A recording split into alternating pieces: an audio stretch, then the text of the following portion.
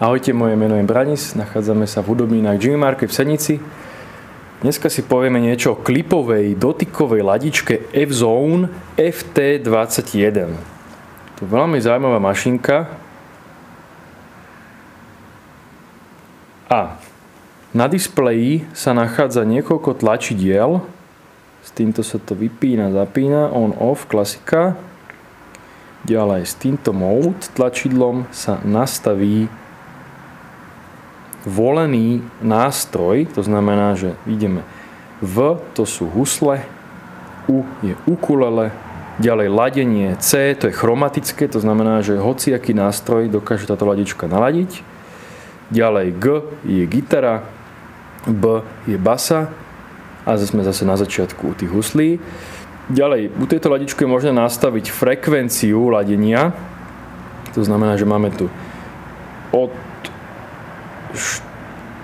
430 do 440 komorné A a ideme si ju skúsiť dať na gitaru. Hodíme si ju sem na hlavu nástroja, tak aby sme ju pekne videli na displeji. Nastavíme si teda gitaru. Šup a ideme. Ečko, hej. Krásne ladička ukáže presne tón na jednotlivej strune a ešte dokonca aj strunu v poradí. To znamená, že 6. struna, tón E.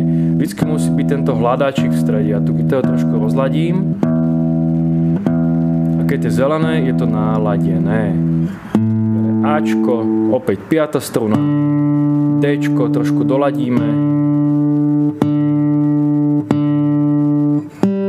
3. struna Gčko, Hčko, 2. struna, Ečko.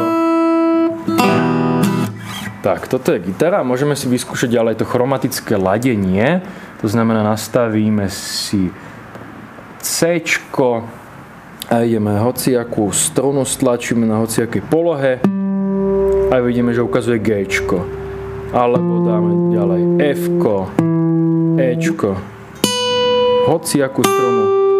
Čiže ladička môže byť veľmi dobrým pomocníkom pre začiatočníkov, ktorí si nie sú istí, ktorý tón zrovna hrajú.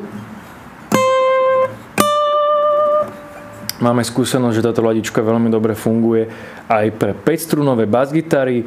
Občas, pokiaľ by ladička bola pomalá, tak basgitaristi môžu využiť flažolet, to znamená, že na 12. polohe dajú flažoletík a pekne naladia nástroj. Čiže dotyková ladička FT21 F-Zone, zaujímavá voľba pre všetkých muzikantov.